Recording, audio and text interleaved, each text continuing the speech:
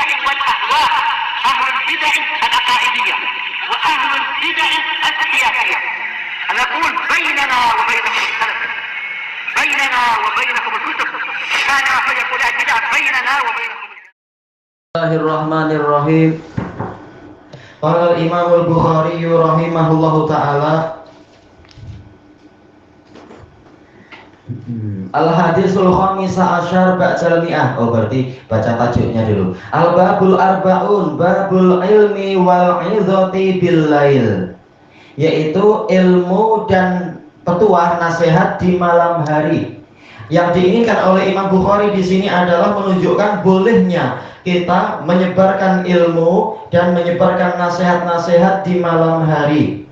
Apa tujuannya? Dijelaskan oleh Al-Hafidh, yaitu ini sebagai penjelasan bahwasanya larangan untuk begadang di malam hari itu dikhususkan dengan dalil yang lain. Bergadang yaitu tidak tidur. Kan memang sunnahnya itu setelah sholat Isya itu tidur. Nabi mencontohkan begitu. Tapi dalil-dalil yang lain menunjukkan boleh untuk kita tidak tidur beberapa jam karena ilmu atau karena menyebarkan nasihat-nasihat. Jadi kata Al-Hafidh, selama itu untuk kebaikan maka boleh. Adapun kalau tidak ada keperluan apa-apa, memang sunnahnya adalah setelah sholat Isya itu tidur. Nah, nanti sepertiga malam terakhir activity dengan Allah Ta'ala, menyembah Allah dan seterusnya. Pukul 9 tak tidur lagi, kasih awal. Iya. Jam 11, 12 itu. Iya, nanti jam 1 nonton bola. Kalau sebagian orang tuh Piala Dunia ke apa so. Jadi Rasulullah sampai Isya tidur. Iya. Dakwah sepanjang hari. Sesuai keperluan, tapi nanti akan ada dalil-dalil menunjukkan terkadang beliau dengan Abu Bakar dan Umar begadang malam hari, namanya mengurus negara kan, perlu mengurus sampai malam sampai apa. Tapi intinya adalah ini menunjukkan boleh yang seperti itu demi kebaikan. Kita baca hadisnya, Al-Hadisul Khamisa Asyar Ba'dal Mi'ah Haddatsana Shadaqah. Qala akhbarana Ibnu Uyainah an Ma'mar an Zuhri an Hindin an Ummi Salamah radhiyallahu anha wa Amr wa Yahya bin Sa'id an Zuhri an Hindin an Ummi Salamah. Baik, jadi ada apa? Sanadnya bercabang dia. Qalat istayqadhan Nabiyyu sallallahu alaihi wasallam dzata lailah. Pada suatu malam Nabi sallallahu alaihi wasallam terbangun, yaitu apa? Terjaga beliau dalam keadaan terkejut sebagaimana dalam riwayat yang lain. Tayyib faqal, beliau mengatakan subhanallah, maha suci Allah, madza unzila lailata minal fitan. Kekacauan-kekacauan apa yang diturunkan pada malam ini? Wa madza futiha minal khazain. Perbendaharaan apa yang dibukakan pada malam ini? Maksudnya demikian. Aiqidhu sawahibatil hujar. Bangunkanlah para wanita yang tinggal di bilik-bilik itu. Farubba kasiyatin fid dunya ariyatun fil akhirah. Karena boleh jadi ada wanita yang berpakaian di dunia lalu dia telanjang di akhirat. Baik. Hadis ini diriwayatkan oleh Bukhari dari sejumlah guru, di antaranya yang sekarang adalah Shadaqah bin Fadl, Abdul Fadl beliau itu. Abdul Fadl Shadaqah bin Fadl, siqatun sabat. Ana lupa ya kalau tak salah Kufi beliau. Qal akhbarana Ibnu Uyainah. Beliau adalah yaitu Abu Muhammad Sufyan bin Uyainah al-Hilali al-Makki, siqatun sabtun imamun faqih mufassir. An Ma'mar yaitu Abu Urwah Ma'mar bin Rashid al-Basri summal Yamani, pindah ke Yaman. Hafalannya di Basrah kurang kuat, tapi hafalannya di Yaman kuat sekali. Tayyib ani Zuhri sudah terulang-ulang imamun bila mudafa'ah Abu Bakar Muhammad bin Muslim bin Ubaidillah bin Abdullah bin Syihab Az-Zuhri. Tayyib an Hindin, ini kunyahnya tak tahu ummu siapa. Beliau adalah Hindun bintul Haris, termasuk sahabat kecil. An Ummi Salamah, istri Nabi SAW, Hindun juga namanya, Hindun bintu Abu Umayyah Al-Makhzumiyah Al-Qurashiyah, dari kalangan bangsawan Bani Makhzum. Ini bangsawan Quraisy. Quraisy sendiri kabilah terbaik. Nah, ini terbaik dari yang terbaik. Ini riwayat sahabiyat dari sahabiyat. Tahu-tahu wa Amr. Nah, ini muskil. Gimana tahu-tahu Amr? Dijelaskan oleh Al-Hafidz rahimahullah. Di sini Imam Sufyan bin Uyainah memiliki 3 guru dalam periwayatan ini. Guru pertama Ma'mar. Guru kedua ini Amr, yaitu Amr bin Dinar. Abu Abdullah Amr bin Dinar. Yang mana Sufyan bin Uyainah menyertai Amr bin Dinar selama lebih dari 20 tahun. Ini siqatun siqah beliau, dan faqih dan seterusnya. Wa Yahya bin Sa'id, yaitu siapa tadi? Sufyan bin Uyainah meriwayatkan dari Yahya bin Sa'id. Siapa ini? Yahya bin Sa'id bin Qais Al-Ansari, imam. Bukan Yahya bin Sa'id Al-Qattan, karena Yahya bin Sa'id Al-Qattan tidak meriwayatkan dari Zuhri, tapi Yahya bin Sa'id Al-Ansari yang termasuk imam jarh wa ta'dil di level itu, level beliau itu. Sementara Al-Qattan itu nanti di bawah-bawah. Baik. Berikutnya sama, yaitu Zuhri, kemudian meriwayatkan dari Hindun, dari Ummi Salamah. Nah, disebutkan di sini ceritanya pada suatu malam, yaitu tatkala gilirannya Nabi untuk tidur di rumah Ummi Salamah.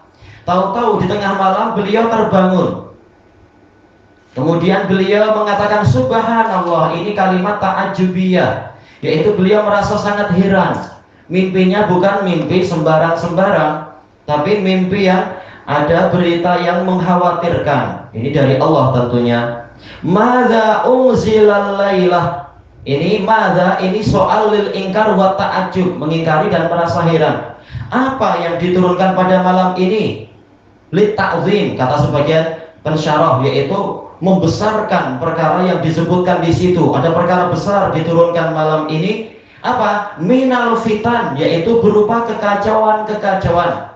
Bukan maksudnya di zaman Nabi muncul kekacauan, tapi beliau mendapatkan wahyu apa yang akan terjadi setelah wafatnya beliau, setelah terbunuhnya Umar nanti. Nah, kekacauan yang bagaikan gelombang lautan itu. Nah, Rasulullah sampai ngeri, sampai terbangun. Fitan, al-fitnah, yaitu al-ikhtibar wal-imtihan wal-ibtila. Itulah makna asal dari fitnah, ujian, cabaran, cobaan. Nah, kemudian masing-masing memiliki percabangan makna. Wa madza futiha minal khazain, perbendaharaan apakah yang dibukakan? Maksudnya adalah di masa pemerintahan Umar betul-betul futuhat banyak. Muslimin kaya raya, yaitu secara kenegaraan betul-betul kaya. Umar juga banyak memberikan sedekah, bahkan bukan hanya di Mekah Madinah, bahkan sampai ke Irak dan seterusnya, walaupun belum selesai karena jelas jauh sekali di Irak itu. Intinya adalah ini cabaran yang lain berupa harta. Kita tahu kemiskinan itu ujian, kekayaan juga cobaan. Allah Ta'ala berfirman, wa allaw istaqamu ala tariqatil asqainahum ma'an ghadata linaftinahum fih. Seandainya mereka mau istiqamah di atas jalan yang benar ini, pastilah kami berikan kepada mereka minuman yang segar untuk kami menguji, mencabar mereka dengan kenikmatan tadi. Nah, Rasulullah dan para sahabat telah membuktikan iman dan kesetiaan mereka, maka dibukakan untuk mereka kekayaan dunia. Cuma ini ujian, banyak yang kemudian terlena, walaupun bukan sahabat yang terlena, tapi pemimpin-pemimpin Bani Umayyah banyak yang terpedaya dan sebagainya. Sahabat tetap sahabat baik. Cuma Rasulullah melihat dari sisi umat ini cabaran yang besar sekali, sebagaimana dalam hadis Ka'ab bin Iyad radhiyallahu an, Rasulullah menyatakan inna likulli ummatin fitnah wa fitnatu ummatil mal. Sesungguhnya setiap umat memiliki ujian, dan ujian umatku adalah harta. Ya, banyak orang terpesongkan karena kekayaannya melimpah dan sebagainya. Ya, Rasulullah khawatir dengan itu. Iya. Orang miskin diam, orang kaya mungkin malah pergi ke mana, ke tempat perjudian lah, atau tempat yang buruk-buruk. Atau investment di mungkin di kasino kah atau di apa. Kalau di Indonesia banyak yang investment di apa itu namanya, di syarikat-syarikat peternakan khinzir. Naudzubillah, nggak tahu akalnya kemana, tak tahu. Tayyib. Ada yang kata teman itu di daerah di daerah selat mana itu, di daerah Sumatera itu ada pulau khusus yang ternyata dikembangkan di situ besar-besaran. Ternyata kapalnya karang, tenggelam. Padahal ribuan khinzir di bawah. Akhirnya khinzir mati, dimakan ikan. Ikannya gemuk-gemuk. Para nelayan buka perut ikan, Allah, ada daging khinzir dan sebagainya. Akhirnya selama berbulan-bulan mereka tak berani makan.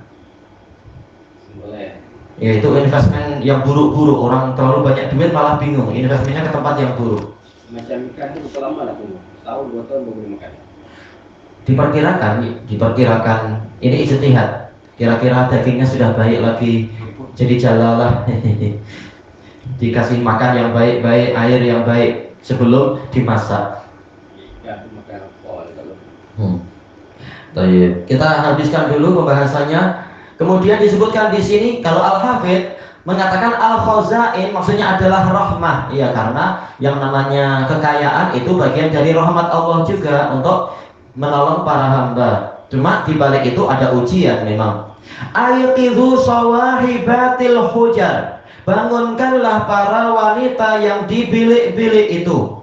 Dijelaskan oleh para pensyarah, ini mengisyaratkan bahwasanya di antara kunci keselamatan dari fitnah dan kekacauan adalah melaksanakan qiyamul lail. Baik, jangan tidur terus. Farubba kasiyatin fid dunya ariyatun fil akhirah. Faknya fak taktibiyah menunjukkan apa alasan kenapa digalakkan untuk mereka qiyamul lail. Alasannya sebagai berikut, yaitu nanti di hari kiamat banyak yang mereka itu telanjang, padahal di dunia sibuk beli pakaian, tahu-tahu di akhirat tak ada pakaiannya karena ketakwaannya sangat kurang, imannya sangat kurang, ibadahnya sangat kurang, dosanya banyak. Maka Nabi mengingatkan itu. Baik. Karena semakin panjang pakaian di akhirat itu menunjukkan keimanan dan ketakwaannya itu semakin bagus. Kalau tidak pakai pakaian berarti menunjukkan di dunianya itu buruk walaupun dia rajin koleksi pakaian. Berarti ini menunjukkan pentingnya untuk qiyamul lail. Walaupun tidak wajib tapi dia sangat penting demi keselamatan. Apa inti pembahasan di sini yang diinginkan oleh Imamul Bukhari rahimahullah adalah yaitu boleh untuk apa tadi itu? Menyebarkan ilmu dan nasihat walaupun setelah sholat isya, mungkin tengah malam atau apa. Tujuannya adalah untuk menyebarkan kebaikan. Tayyib ilahuna wallahu a'lam. Subhanakallahumma wa bihamdika la ilaha illa anta astaghfiruka wa atubu ilaik. Walhamdulillahi rabbil alamin. Jazakumullahu khairan.